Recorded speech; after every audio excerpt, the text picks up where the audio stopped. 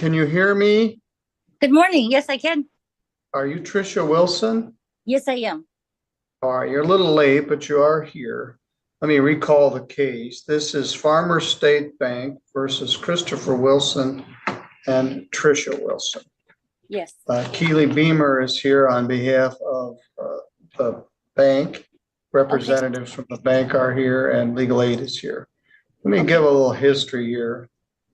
The summons and complaint was filed as a foreclosure action. Farmer State Bank repossessed this property as a result of a foreclosure. The parties were served with the complaint and we had a hearing and I signed the order on that date. The defendant had until March 11th to vacate the premises. No one showed up for the hearing. I was having a hard time with my phone. Yeah, that's not our problem. That's your problem. I know. You have a right to come here and be here. Anyway, no one showed up.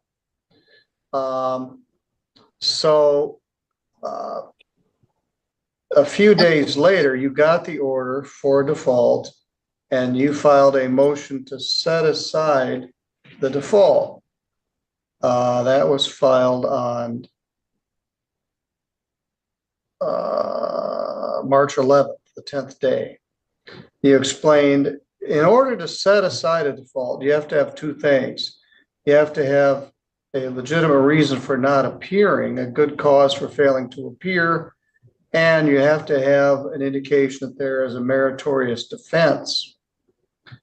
In your good cause for why you didn't show up, you said, I could not connect to Zoom on my phone and had to re-download Zoom.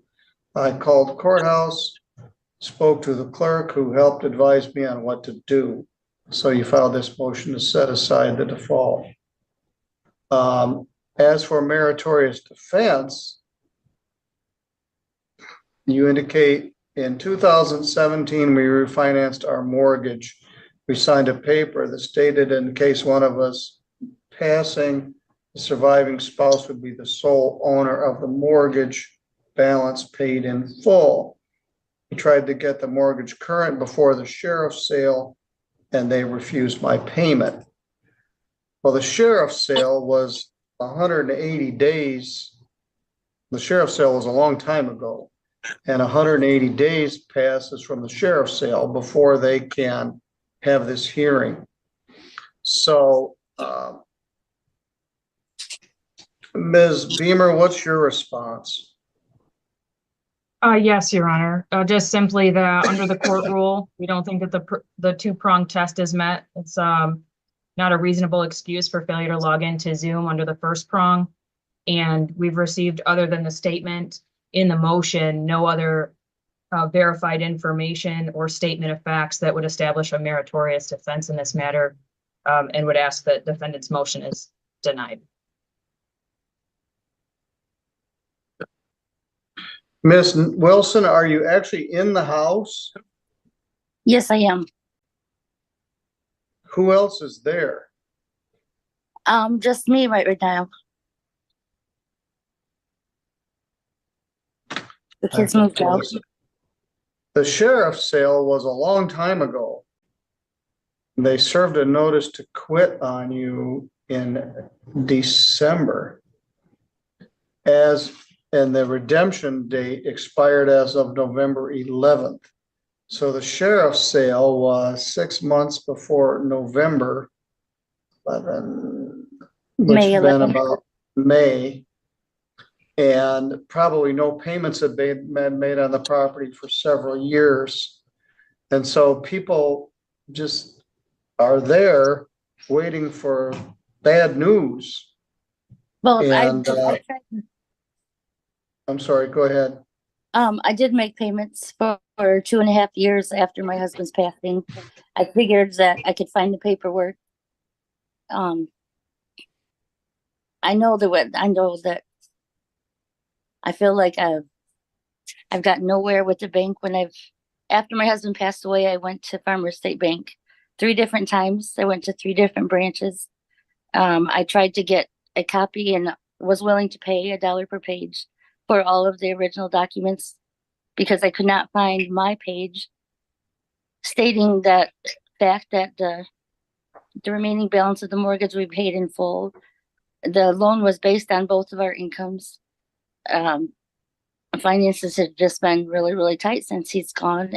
He fought leukemia for 13 years, and it was just a struggle. We've got 4 kids, which they've recently moved out. They're all 18 and up now, but I paid for the funeral myself. I've had 2 accidents since he passed. I've been struggling, and a lot of these are the reason I fell behind. There were, kind of circumstances beyond my control, and I have tried and tried my best, and this has been my home for 23 years, and I thought it was always going to be home, and I'm having a hard time. I've got 90,000 in equity. I feel like I wasn't really offered too many choices. I've read a lot about it, and I thought I should have been offered a loan remodification or something. I lost my main source of income. My husband was real sick towards the end, so my job was to stay at home and take care of him. I was a full-time caregiver. He was on a feeding tube and down to nothing. He literally needed help to stand, help to wipe, everything. So it's been a struggle, and then losing him, and I'm fighting depression. The kids all moved out, and my life has just been, I don't mean just to give a sad story, but yeah, I'm having a hard time. Well, it's a very sad story, and I concede that, but your ship has sailed. As sad as this is, there was a foreclosure sale, a sheriff's sale in May. You had 180 days to redeem it, and you didn't do anything. So they started this action. Then you didn't show up for the court hearing because you didn't prepare your Zoom until 2 minutes before the hearing. So we were here. In fact, we stalled around a little bit, hoping maybe somebody would show up, and no one did. They're asking you to move. They're asking you to move like today. You and all your stuff. You no longer own this house. The bank owns it. And you haven't made any payment on it probably in several years. So you're living in this house without making any payment.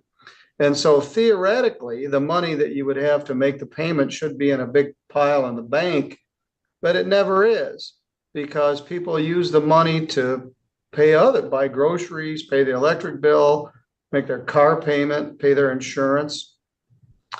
But you're living in this house that you don't own anymore, and you don't have the ability to redeem it.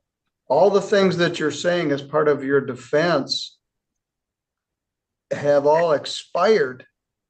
And the bank is frustrated, and you are certainly frustrated, but you're moving to set aside the default. So the first question is, did you have a good reason for not appearing? The answer, in my judgment, is no. You couldn't get connected to Zoom. You didn't attempt to use the Zoom until 2 minutes before the hearing. You always had the option the night before of coming to the court. So you didn't appear. In fact, I thought maybe you'd moved out. And then you did call later that day. The second question is, do you have a meritorious defense? And you said a bunch of things about how unfair you felt all this was, and the certainly very difficult circumstances that you were in. It isn't as though you willfully failed to pay your payments. Life came in harsh white light, and your husband's illness progressed. You lost his income, you lost your income, and you had a loan on the house that you couldn't pay, and they foreclosed on it. And that is a very sad but true story. I believe everything you're telling me, but none of it amounts to a defense to the fact that the bank is legally able to foreclose on the house. At least nothing that I heard. Ms. They wouldn't Beamer, take payments in March.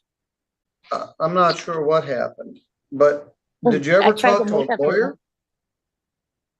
payment. Just legal aid. I thought I could find the paperwork. I just was hoping and praying that I could find it. I went to the bank and tried to get copies. But the bank was never able to produce all of the paperwork. They had a section of 6 pages at one time. Another Well, time, what is your defense in there? That somehow there was an insurance policy or something and then it was one of part the of the parties? mortgage.